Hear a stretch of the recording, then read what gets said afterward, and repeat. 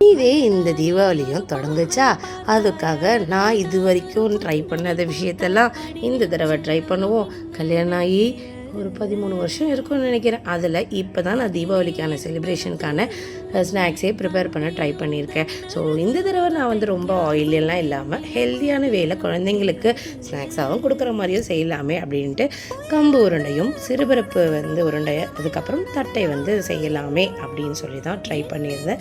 So நைட்டெல்லாம் உட்காந்து முடித்தோம் ஃபேமிலியோட சப்போர்ட்டோடு எல்லோரும் வேலை பார்த்தோமா. ஸோ என்னால் முடிஞ்சது காலையில் இட்லி சாம்பார் உருண்டைங்கள் அப்புறம் வடை மட்டும் இன்றைக்கி தான் வடை மாதிரி வந்துருச்சு.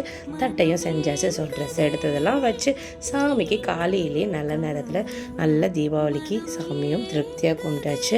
ஸோ எனக்கு ஆஹா ஓஹோ அப்படின்றத செஞ்சு சாமி கும்பிட்டாதான் கும்பிட்டுன்னு தோணாது. பட் ஆனாலும் என் மன நிறைவுக்கு என்னால் இதுதான் ஃபர்ஸ்ட் டைம் ஏன்னா தீபாவளி பலகாரம் செஞ்சுருக்கிறது எப்படி இருக்குன்னு சொல்லுங்கள். ஸோ அதோட ஒரு செல்ஃபி கிளிக்ஸும் இருந்துச்சு ஹாப்பியாக.